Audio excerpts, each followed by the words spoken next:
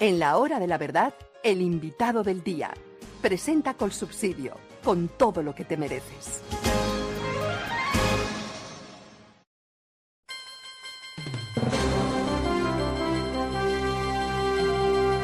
Doctor Rafael Nieto Loaiza, muy buenos días. Doctor Londoño, muy buenos días para usted y todos los que nos oyen y ven en la hora de la verdad. Me da mucho gusto empezar la semana acá. Tiene usted toda la autoridad jurídica, científica, porque el derecho es una ciencia, para decirnos si el día cívico existe y si es de recibo que el presidente lo decrete para que lo acompañen en una marcha. ¿Y a quiénes obliga? Háblenos del tema. Doctor Londoño, sea lo primero decir que el día cívico tiene sentido cuando hay una razón suficiente en virtud de la cual se puede decretar la suspensión del día laboral para efectos de que los ciudadanos participen en un evento que tiene esa naturaleza, en un evento cívico. Pero no es lo que tenemos el día de hoy, doctor Londoño. Lo que hay hoy es una manipulación de la fecha con fines exclusivamente políticos y me atrevo a decir, además electorales, por parte del gobierno, con la intención de permitir la mayor participación posible de sus huestes, de sus seguidores, en una marcha que lo que busca en realidad, repito, no es la promoción del civismo o la celebración de un motivo que permita una gran fiesta cívica, sino muy por el contrario, una marcha para apoyar la consulta popular que pretende poner el presidente Petro a funcionar. Y por eso el grueso de las gobernaciones y las alcaldías a lo largo y a lo ancho del país, doctor Londoño, se han negado a decretar ese día cívico, han sostenido que sus funcionarios tienen que ir a cumplir sus tareas y que lo que corresponde también, como en cualquier manifestación de carácter pacífico, el que quiera salir a la calle puede hacerlo, pero no se deja de prestar el servicio que tiene que prestarse a los ciudadanos. Y eso es lo que tenemos hoy, doctor Londoño, un gobierno nacional manipulando la idea de los días cívicos con propósitos político-electorales y unas gobernaciones y unas alcaldías tratando de que en sus regiones y en sus ciudades se sigan prestando los servicios para todos los ciudadanos. Doctor Nieto, ¿dónde están previstos en la ley o en la Constitución los días cívicos? En ningún lado, y yo no tengo para nada claro que el presidente tenga la autoridad para arbitrariamente poder decretar, sin, repito, una justificación suficiente, un día de esta naturaleza. Es que creo que aquí hay que recordar cómo funcionan los ámbitos de libertad entre los funcionarios públicos y los demás ciudadanos. Los ciudadanos que no somos funcionarios públicos, doctor Londoño, podemos hacer cualquier cosa, excepto lo que nos está expresamente prohibido en la ley. Ese es nuestro ámbito de libertad. Hacemos todo, cualquier cosa que sea, la que sea, siempre que no esté prohibida en la ley. Pero los funcionarios públicos no tienen ese ámbito de libertad. Como funcionarios públicos, su ámbito de libertad está totalmente restringido. Como funcionarios públicos no pueden hacer sino aquello que están expresamente autorizados por la ley y todo lo demás les está prohibido. Es exactamente al revés de lo que ocurre con los ciudadanos. Y no es un asunto menor, porque la idea de que el ámbito de libertad de los funcionarios públicos está restringido es precisamente el de proteger la libertad ciudadana. Si los funcionarios públicos pudieran hacer lo que se les antoja o pudieran hacer cualquier cosa que no esté prohibida, pues al final los que terminan afectados son los ciudadanos frente a las manifestaciones despóticas de los funcionarios públicos. Y es al revés. El funcionario público solamente puede hacer aquello que esté expresamente autorizado por la ley. Y yo no conozco una norma que diga que el presidente de la República puede decretar un día cívico cada vez que se le antoje, cada vez que se le dé la gana y por cualquier motivo, y menos con motivos político-electorales. Me parece que cualquier manipulación en este sentido debería ser rechazada, como finalmente creo que, sin decirlo, lo hacen las gobernaciones y las alcaldías, sosteniendo que en sus departamentos y sus municipios sí hay que ir a trabajar. Bueno, varios gobernadores y alcaldes se pronunciaron diciendo que allá, en su región, en su ciudad, no habrá día cívico. ¿Qué va a pasar con ese conflicto?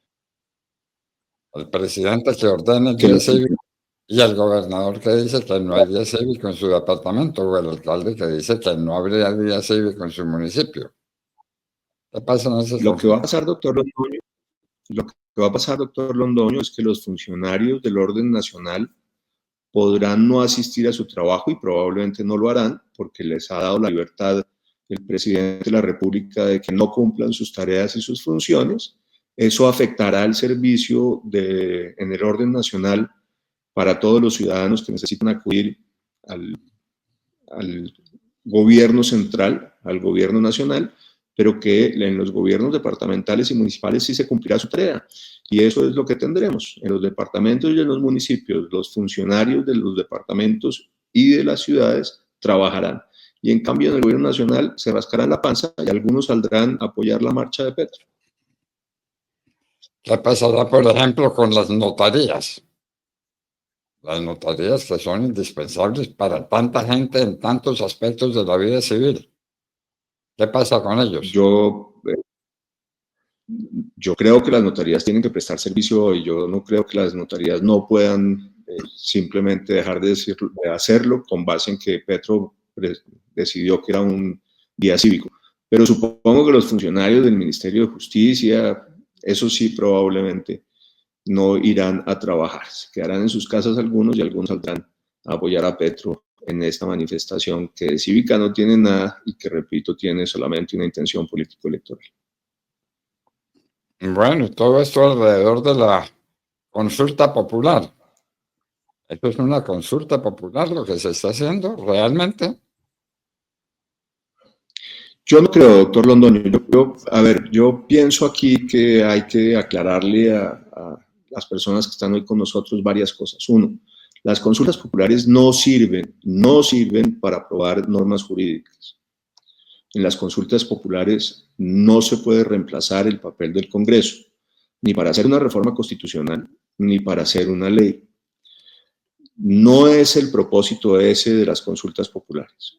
Por tanto, el motivo que alega Petro para invitar a una consulta popular, que es el hundimiento que debe ocurrir esta semana de la reforma laboral, es eso, una excusa y nada más, porque la reforma laboral no se puede revivir a través de una consulta popular. Por eso, las propuestas que han hecho algunos en el pacto histórico, como por ejemplo, que en la consulta popular se pregunte si se puede hacer la reelección de Petro o que se cite una asamblea constituyente, eso, repito, por esta consulta no se puede. ¿Habría posibilidades de citar a un constituyente para una consulta específica? Sí, pero esa tiene unas reglas distintas a las que habla el presidente Petro. En todo caso, lo que es claro, y repito, me parece que hay que insistir en ello, es que no se pueden aprobar textos de normas, no se aprueban normas jurídicas a través de una consulta popular. Ese no es el propósito de una consulta. No se puede, por tanto, revivir la reforma laboral o, si como es posible que ocurra también, según la reforma a la salud, revivir la reforma a la salud por vía de una consulta popular. Eso primero. Segundo, ¿cuál es el trámite? Perdón, doctor Londoño. No, sí está. No, decía entonces, ¿cuál es el trámite de la consulta popular para que la gente sepa qué se supone que viene hacia adelante? El presidente de la República tiene que hacer un cuestionario con las preguntas que deben ser de trascendencia nacional, asuntos de trascendencia nacional, que deben ser respondidas con un sí o con un no por parte de los ciudadanos.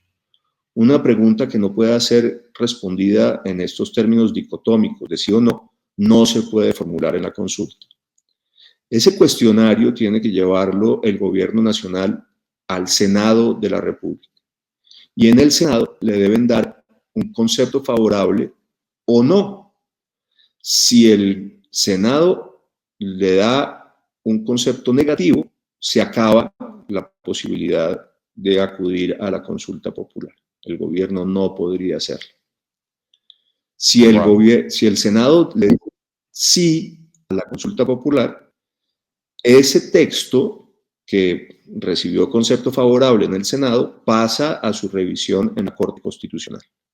En la Corte Constitucional, ¿qué hace la Corte? La Corte revisa que el cuestionario efectivamente se pueda responder en términos de sí o no, revisa que no se estén consultando normas jurídicas, revisa que no se esté pretendiendo modificar por la puerta de atrás la Constitución Nacional. Es decir, revisa que la consulta es para lo que debe ser y no se esté usando con un propósito distinto. Y avala o corrige el cuestionario, el formulario, el menú de preguntas que se le formularán a los ciudadanos en la consulta. Y después de que la Corte haga eso, en los siguientes 4 meses, se debe hacer la consulta popular. Los ciudadanos tienen que acudir a las urnas o pueden abstenerse de hacerlo. Si al menos la tercera parte del censo electoral participa, doctor Londoño, la consulta es válida y genera efectos. Pero si menos de la tercera parte de los ciudadanos que están inscritos en el censo dejan de participar, la consulta no tiene ninguna validez. Recordemos lo que pasó con la consulta anticorrupción del 2018, con un cuestionario que además no tenía enemigos. Todos los colombianos, de acuerdo en que había que luchar contra la corrupción. Pero esa consulta no alcanzó el umbral de la tercera parte del censo más un voto. Eso no pasó. Y como no pasó, los efectos de la consulta anticorrupción, donde todas las preguntas ganaron, todas sin excepción, fue ninguna. No se produjo ningún efecto por parte de la consulta porque no se alcanzó esa tercera parte, como mínimo, del censo electoral. Y además de que se requiere la tercera parte del censo electoral, se requiere que en cada una de las preguntas haya una mayoría que vote favorablemente a esas preguntas para que se produzca el efecto que se busca. Vamos a suponer que esa consulta alcanza la tercera parte como mínimo de participación popular, alcanza el umbral, y que además todas las preguntas son positivas. ¿Qué viene después? Lo que viene después es que el Congreso de la República tendrá que hacer la tarea de desarrollar legislativamente lo que haya decidido el pueblo en esa consulta.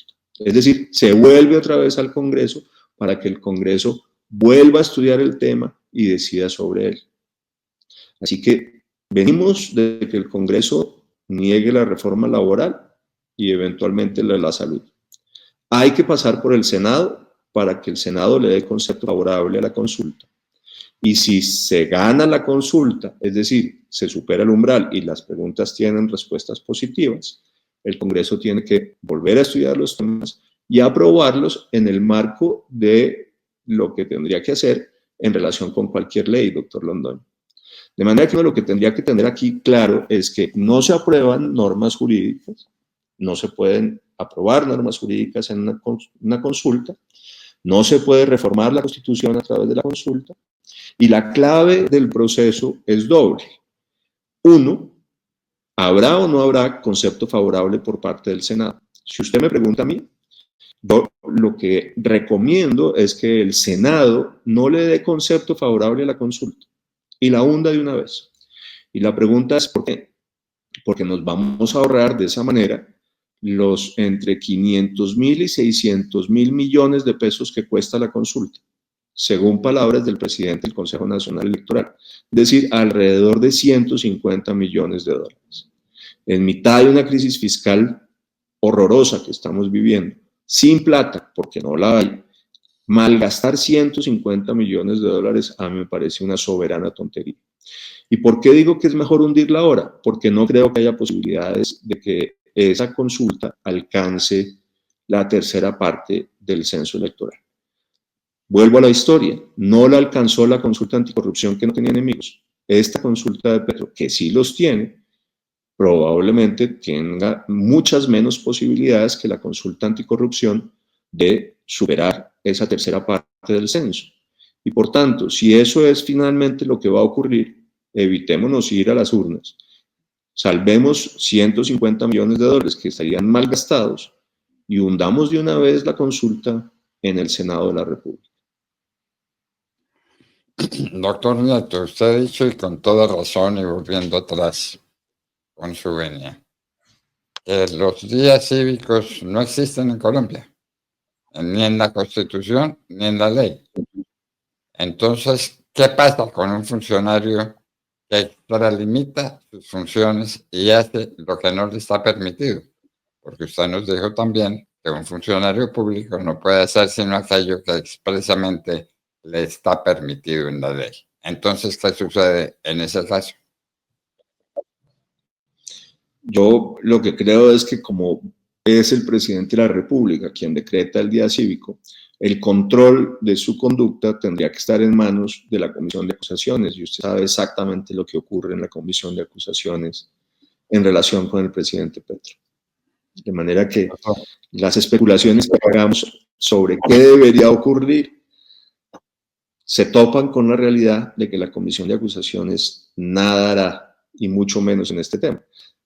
Doctor Londoño, seamos realistas, no ha hecho nada la Comisión de Acusaciones en relación con la violación de los topes en la campaña de Petro.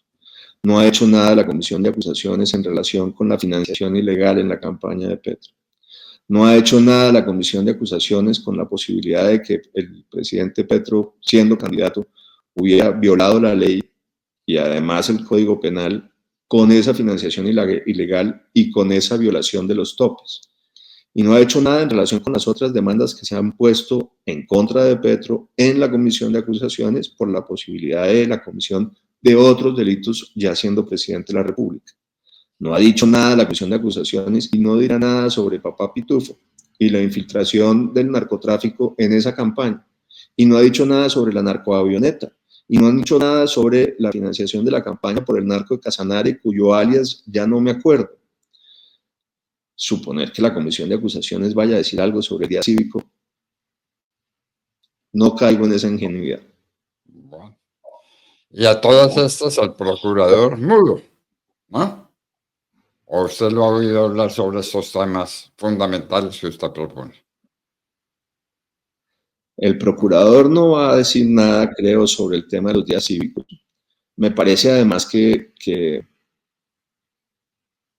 en otras materias, en cambio, su comportamiento ha sido diferente. Yo no creo que sobre esto vaya a decir nada. No creo que vaya a ser una pelea que vaya a casar. Y seguramente va a ocurrir lo que usted está señalando, doctor Londoño, que pase agachado y que se mantenga en silencio. Doctor Rafael Nieto Loaiza, muchas gracias por estar con nosotros en la hora de la verdad. A usted, doctor Londoño, y muy buenos días para todos. Que tengan una semana muy feliz. ¿Lo oyeron? Rafael Nieto Loaiza, ex viceministro, candidato que fue a la presidencia de la República. Bueno, iba a ser el candidato si las cosas hubieran transcurrido de otra manera. Estaba con nosotros en la hora de la verdad. Petición del público y en el Teatro con Subsidio regresa el exitoso musical Chabela por Siempre Vargas para 2 únicas funciones el 21 y 22 de marzo. Protagonizado por Carmenza Gómez, Adriana Botina, Ana Sofía González y Jonathan Bedoya, con mariachi y trío de guitarras en vivo. Boletas en tuboleta.com y taquillas del teatro. Con Subsidio, juntos lo hacemos posible. Vigilado Supersubsidio.